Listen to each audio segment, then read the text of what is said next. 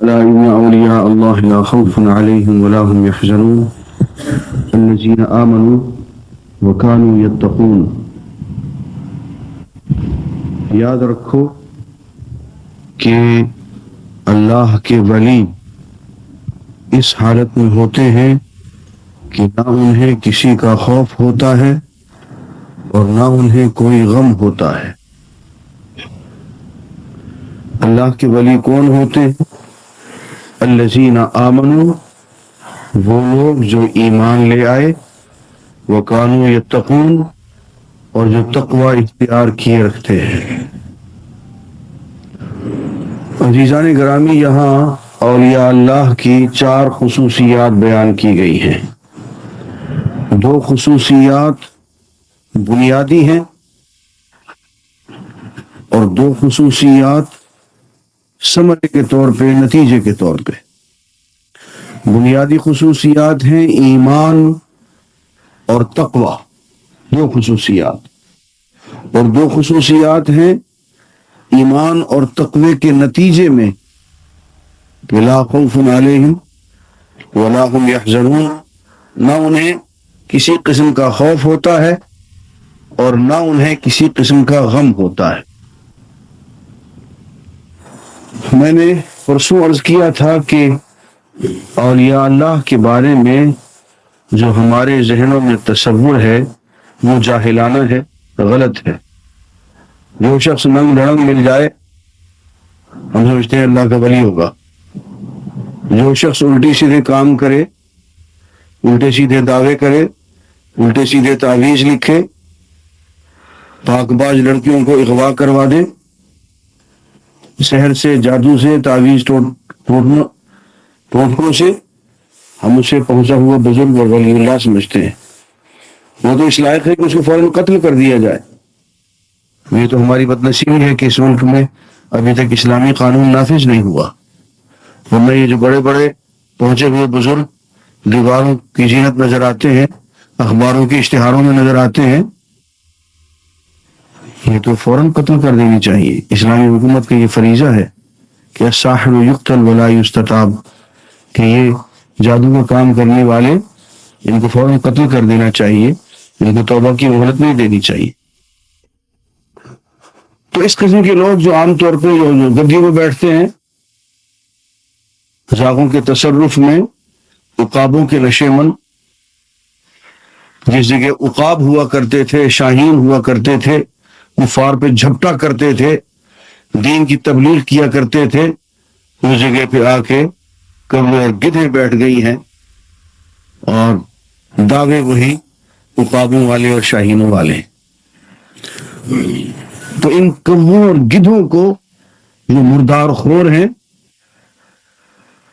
میں ایک لطیفہ سنایا کرتا ہوں اور سنائے بغیر رہ نہیں سکتا، آج پھر سنا دیتا ہوں اور ہر سال سناتا ہوں، اس سال پھر سنا دیتا ہوں.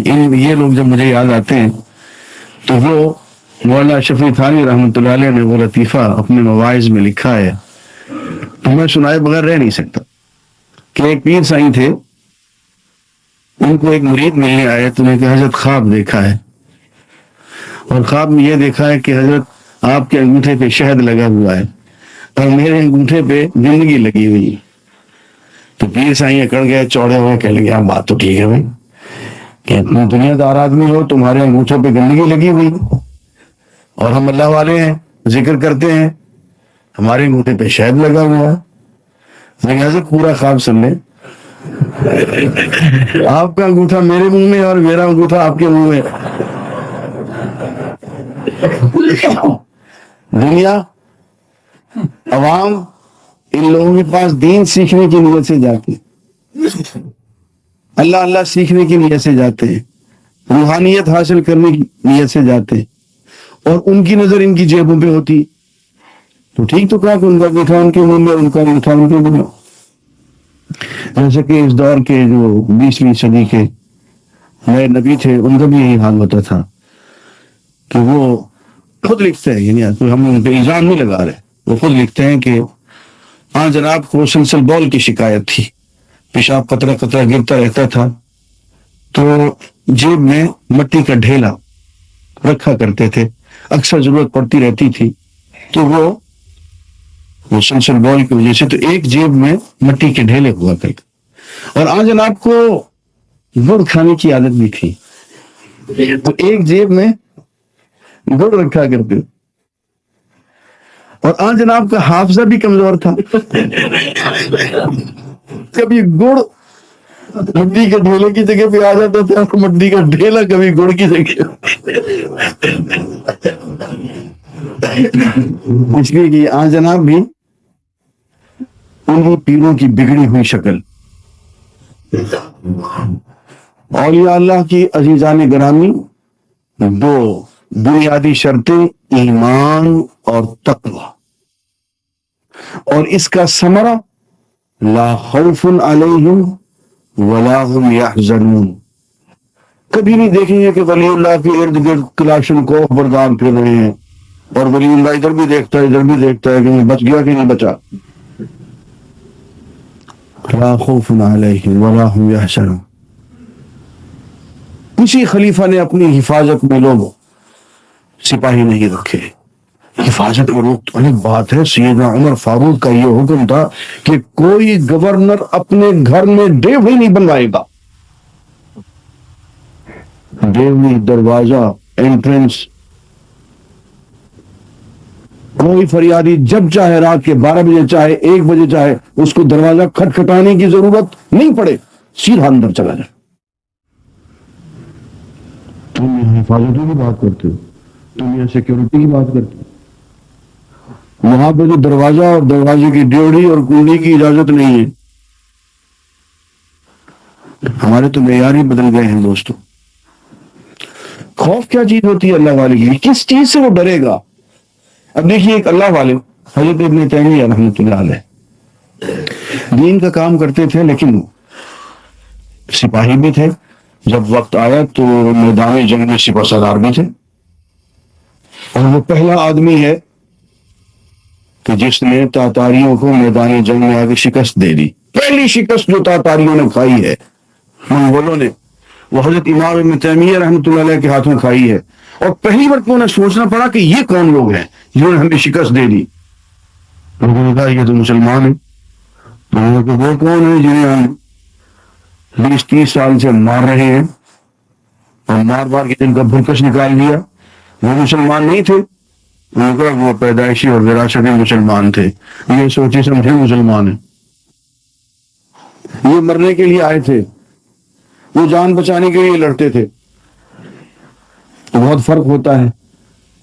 امام ابن تیمیہ کو حکومت وقت نے دھمکی دی، علماء پہ آزمائشیں آیا کرتی ہیں، اور کئی قسم کی دھمکیاں دی۔ تو امام صاحب نے کہا مجھے جلاوطن کرو گے تو یہ تو میرے حبیب محمد رسول اللہ کی سنت پوری ہو جائے گی۔ انہیں بھی جلاوطن کیا گیا تھا، وہ بھی مکے سے نکال دیے گئے تھے، مدینے چلے گی، ابھی حضرت یوسف کی سنت پوری ہو جائے گی۔ مارو گے، پتھر مارو گے، کوڑے مارو گے تو میرے حبیب کی وہ طائف والی سنت پوری ہو جائے گی، کر دو گے۔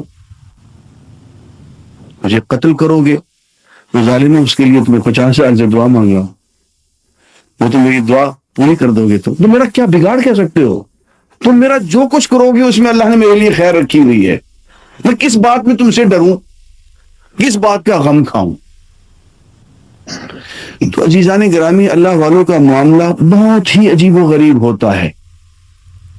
انہیں کسی سے کوئی خوف نہیں ہوتا، اور دنیا کی بڑی بڑی طاقتیں انہیں سائے نظر آتے ہیں، پتلے نظر آتے ہیں، ان کی کوئی حقیقت نہیں ہوتی۔ یہ بڑے بڑے جو فرعون ہوتے ہیں انہیں مٹی کی مورتیاں نظر آتی ہیں۔ اور اس سلسلے میں اگر کبھی میں نے آپ کو موقع ہوا تو ایسے ایسے واقعات سناؤں گا کہ انسان حیران رہ جاتا ہے۔ حضرت مجدد الفسانی رحمۃ اللہ علیہ، ان کے بارے میں کسی نے جہانگیر کو شکایت کر دی، یہ ایک مولوی ہے، صوفی بنا بیٹھا ہے، اور یہ اس نے فتویٰ دے رکھا ہے کہ جہانگیر گمراہ ہے، اور یہ انسان کے سامنے یوں جھک کے ملنا حرام قرار دیتا ہے. وہ بادشاہ کو لوگ یوں کورنش میں جا لاتے تھے نا، وہ تقریباً رکوع کرتے تھے. دوسرے یہ مولوی کہتا ہے کہ انسان کے سامنے گردن جھکانا، خواہ وہ بادشاہ کیوں نہ ہو، جہانگیر کیوں نہ ہو، حرام ہے، شرک ہے، اور جو شخص یہ شرک کرواتا ہے وہ طاغوت ہے، گمراہ ہے. تو جہانگیر نے کہا کہ بلاؤ اس کو، دیکھو ہمارے سامنے کیسے نہیں جھکتا ہوں. تو بلا لیا گیا. تو حضرت امام مجدد الفسانی رحمۃ اللہ علیہ تشریف لائے. اب لوگوں کو ڈر ہوا کہ ہمارے استاد ہیں، ہمارے پیر ہیں، آئیں گے، وہ نہیں جھکیں گے، اس کے سامنے کورنش نہیں بجا لائیں گے، یہ بادشاہ ضدی آدمی کو مروا نہ دے. انہوں نے ایک چال چلی. پھر بادشاہ سلامت کے دربار میں ایک چھوٹی سی کھڑکی تھی، بغلی سی، اور امام صاحب کا قد اونچا تھا. تو انہوں نے کہا کہ اس کھڑکی میں سے لے کے چلے امام صاحب کو، مجدد صاحب کو، تاکہ جب داخل ہوں گے تو خود بخود سر جھکا کے تو اندر داخل ہوں گے نا جی. گردن جھکا کے اندر داخل ہو گئے، ہم کہیں گے دیکھیں اس نے جھکا تو لی ہے، آپ کیوں عزت کرتے ہیں. اب مجدد صاحب جب آئے، دیکھا کہ سامنے بادشاہ ہے اور یہ کھڑکی چھوٹی ہے، گزرنے کے لیے مجھے گردن جھکانی پڑے گی. تو مجدد صاحب نے پہلے پاؤں اپنا اندر کر دیے اور پھر پشت کر دی، اور پھر اندر داخل ہوئے، اور گردن اس کی طرف جھکانے کی بجائے پشت کرتے ہوئے اندر آئے، اور پھر سیدھے ہو کے آگے کہا السلام علیکم. اب یہ نظارہ جب بادشاہ نے دیکھا، اس کو تو آگ لگ گئی کہ بجائے اس کے کہ یہ شخص اس ہیلے سے فائدہ اٹھا لیتا، اس نے پہلے اندر گردن ڈالنے کی بجائے پہلے اندر پاؤں اس نے، اور یوں اس طریقے سے یہ شخص آیا ہے، وہ بند کر دیتا، گوالیار کے قلعے بند کر کے کوڑے مارو. مجدد صاحب نے گوالیار کے قلعے میں کوڑے کھانا منظور کر لیا، لیکن بادشاہ کے سامنے گردن ٹیڑھی کرنی منظور نہیں فرمائی. اور پھر یہی بادشاہ تھا کہ آخری عمر میں آ کے پھر مرید بھی ہو گیا اور رویا بھی کرتا تھا اور کہتا تھا کہ حضرت زندگی برباد ہو گئی، اب کوئی بچت کا سامان ہو تو بتائیں. تو یہ اللہ والوں کا معاملہ ہوتا ہے، ان کے یہاں کوئی خوف ڈر قسم کی چیز نہیں ہوا کرتی. اس کی ایک وجہ ہے، میں آپ کو بتا دوں، وجہ بڑی سیدھی سیدھی ہے. وہ یہ سمجھتے ہیں کہ جو کچھ بھی اس دنیا میں ہوتا ہے وہ اللہ کی طرف سے ہوتا ہے، اور جتنا میں اپنا خیر خواہ ہوں اس سے زیادہ اللہ میرا خیر خواہ ہے. سیدھی سیدھی بات. انسان اپنا خیر خواہ اتنا نہیں ہو سکتا ہے جتنا اللہ کی ذات اس سے خیر خواہ. تب وہ اپنے فیصلے کو زیادہ پسند کرے یا اللہ کے فیصلے کو زیادہ پسند کرے. سیدھی سیدھی بات ہے دوست. اس لیے اللہ کا جو بھی فیصلہ ہوگا اس میں اس کو کسی قسم کا کوئی رنج، کوئی غم، کوئی خوف نہیں ہوگا. اسی لیے کہا جاتا ہے کہ ہر ولی کا دن جو کل گزرا ہوا ہے اس کے مقابلے میں آج کا دن بہتر ہوتا ہے، اور آج کے مقابلے میں اس کا کل آئندہ بہتر ہوتا ہے. کہ اللہ تعالیٰ کی ایک سنت ہے کہ اس کو آہستہ آہستہ اپنے قریب اور قریب اور قریب لاتے چلے جاتے ہیں، بعض دفعے کسی طریقے سے، بعض دفعے کسی طریقے سے. لیکن بنیادی شرط جو ہے وہ ایمان اور تقوی ہے، اور اس کے ثمرات لا خوف علیہم ولا هم يحزنون.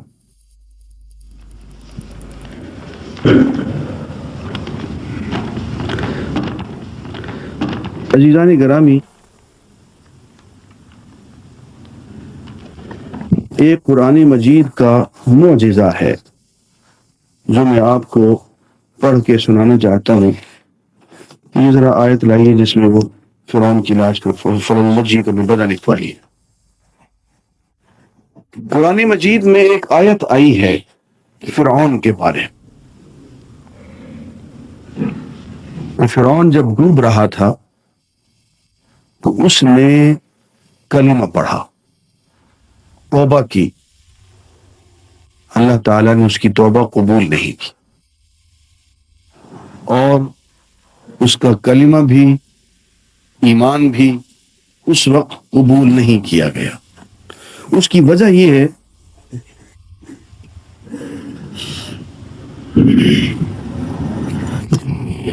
کہ طاغوت کی توبہ قبول نہیں کی جاتی۔ طاغوت کون ہوتا ہے؟ ایک تو ہوتا ہے مشرک، جو اللہ کے ساتھ کسی غیر کو شریک ٹھہراتا ہے۔ ایک ہوتا ہے طاغوت، جو اللہ کے ساتھ اپنے آپ کو شریک ٹھہرا دیتا ہے، خود اللہ کا شریک بن بیٹھتا ہے۔ تو لوگ میرے ہاتھ میرے پاؤں چومیں، میرے سامنے بادب کھڑے ہوں، یہ سارے جو ان کا بھی میں نے ذکر کیا انگوٹھے والے لوگ، یہ سارے طاغوت ہوتے ہیں۔ اور آپ یہ دیکھیں، میں آپ سے پورے یقین کے ساتھ کہتا ہوں، ذرا غور سے دیکھیں، ان کو مرتے وقت کبھی کلمہ نصیب نہیں ہوتا ہے۔ کسی پیر کے بارے میں اس کو کبھی مرتا ہوا دیکھیں آپ، اول تو یہ مرتا ہوا دیکھنے نہیں دیں گے اس کے رشتہ دار آپ کو، کبھی اس کو مرتا ہوا آپ دیکھیں، اس کی موت اتنی عبرتناک ہوتی ہے، کبھی ان کو کلمہ نصیب نہیں ہوتا، کبھی اللہ کا ذکر ان کو مرتے وقت نصیب نہیں ہوتا، توبہ کی توفیق نہیں ہوتی۔ کسی طاغوت کو توبہ کی توفیق نہیں۔ وہ اللہ کی جگہ خود خدا بن بیٹھے یا اللہ کی خدائی میں اپنے آپ کو شریک ٹھہرائے، چاہے کہ لوگ مجھے رکوع کریں، لوگ میرے سامنے نماز کی حالت میں کھڑے ہوں، دوزانو ہو کے لوگ میرے سامنے بیٹھے اور میں چلوں تو ہٹو بچوں کی آوازیں آئیں، باقاعدہ مجھے پروٹوکول دیا جائے، یہ طاغوت ہوتے ہیں۔ ان کو توبہ کی توفیق نہیں ملتی، اور مرتے وقت اگر یہ ایمان لانا چاہیں، کلمہ پڑھنا چاہیں، اس کی توفیق انہیں نہیں ملتی، انہیں عبرت بنایا جاتا ہے۔ اب دیکھیے، حتی اذا ادرکہ الغرق، جب فرعون ڈوبنے لگا، قال، اس نے کہا، آمن، میں ایمان لے آئے، انہ لا الہ الا الذی آمنت بہ بنو اسرائیل وانا من المسلمین۔ اس نے کہا لا الہ، کوئی معبود نہیں ہے سوائے اس معبود کے جس پہ بنی اسرائیل ایمان لے آئے، اور میں انہی کی طرح مسلمانوں میں سے ہوں۔ یہ فرعون نے کہا۔ جواب کیا ملا؟ الآن، اچھا اب، وقد عصیت قبل، اور اس سے پہلے تو نافرمانی کرتا رہا، وکنت من المفسدین، اور تو مفسدین میں سے تھا۔ فالیوم، پس آج، ننجیک ببدنک، تیرے بدن کو ہم محفوظ کر لیں گے، لتکون لمن خلفک آیہ، تاکہ بعد میں آنے والوں کے لیے تو ایک عبرت اور نشانی بن جائے۔ تیرے جسم کو ہم محفوظ کر لیں گے تاکہ بعد میں آنے والوں کے لیے تو ایک عبرت آموز نشانی بن جائے۔ وَإِنَّ كَثِيرًا مِّنَ النَّاسِ عَنْ آيَاتِنَا لَغَافِلُونَ، اور بہت سے لوگ ہیں جو ہماری نشانیوں سے غافل ہیں۔ اب عزیزان گرامی، یہ آیت ہم تیزی سے پڑھ کے نکل جاتے ہیں اور کبھی اس پہ ٹھہرتے نہیں ہیں۔ یہ وہ آیت ہے جس پہ چھاؤنی لگانی چاہیے، یہاں رک جانا چاہیے۔ قرآن مجید نے جب یہ بات کہی کہ الیوم فالیوم ننجیک ببدنک، ہم تیرے بدن کو ہمیشہ کے لیے محفوظ کر لیں گے، اس وقت فرعون کا بدن، فرعون کی لاش کہاں تھی یہ کسی کو پتہ نہیں تھا۔ محفوظ ہے یا اسے مچھلیاں کھا گئیں، کیڑے کھا گئے، کسی کو پتہ نہیں تھا۔ اس سے پہلے سابقہ کتابوں میں اس کے بارے میں کہیں ذکر نہیں ملتا، اس کے بارے میں تاریخ بالکل خاموش۔ قرآن مجید نے اچانک ایک بات کہہ دی فرعون کے بارے میں اللہ تعالیٰ کی طرف سے کہ تیرے بدن کو ہم محفوظ کر دیں گے، ضائع نہیں ہونے دیں گے، تاکہ تو بعد میں آنے والوں کے لیے ایک عبرت اور نشانی بن جائے۔ اب مسئلہ یہ پیدا ہوا کہ یہ جب آیت آ گئی تو لوگوں نے کہا کہ اچھا جی، تمہارا قرآن کہتا ہے کہ فرعون کی لاش کو، اس کے جسم کو محفوظ کر دیا جائے، تو کہاں ہے اس کی لاش؟ لاؤ دکھاؤ۔ اور مسلمان بیچارے مصیبت میں پڑ گئے کہ ہاں یہاں لکھا ہوا تو ہے، ہم لاش کہاں سے نکال کے لائیں، اس کی کہاں ڈھونڈے جا کے، کوئی پتہ نہیں۔ تو یہ ایک طویل زمانہ گزر گیا، مسلمان علماء سے یہ بار بار سوال ہوتا رہا کہ تم کہتے ہو فرعون کی لاش محفوظ ہے، کہاں ہے وہ؟ آخر کار 1960 میں ہم نے نہیں ڈھونڈی کہ ہم کسی اور کی لاش کو کہتے کہ لو یہ فرعون کی لاش ہے، یہ انہوں نے ڈھونڈی اور ان کو اچانک مل گئی بحیرہ مردار میں کہ صاحب یہ تو 4000 سال سے یہ اس میں تیرتی پھر رہی ہے، یہ گرم پانی کے چشمے میں فلاں جگہ اور فلاں جگہ، تاریخ بھی خود مرتب کر کے انہوں نے دے دی۔ انسائکلوپیڈیا بریٹانیکا میں آپ ممیز میں یہ سارا مضمون پڑھیں اور اس میں آپ کو پتہ چلے گا کہ فرعون کی لاش کو انہوں نے کیسے ڈھونڈا اور کیسے محفوظ کیا، اور پھر وہاں کس طرح سے اس کو وہاں 21 توپوں کی سلامی دی انہوں نے، اور کس طرح سے اس کی پھر وہ ساری مرمت کر کے اب وہ محفوظ کر کے اس کو وہاں قاہرہ میں رکھا ہوا ہے، اور لوگ اس کی زیارت کو عام آتے جاتے ہیں، اس کو دیکھتے ہیں۔ سوال یہ ہے کہ کس کو پتا تھا کہ یہ لاش محفوظ ہے؟ 1907 میں اور 620 میں تو 1300 سال کا فرق ہے۔ 1300 سال بعد وہ لاش نمودار ہو گئی۔ کیا یہ قرآن مجید کا کھلا کھلا معجزہ نہیں؟ اتنی بڑی بات کہ فرعون کی لاش محفوظ ہے اور آخرکار نمودار ہوگی اور دنیا کے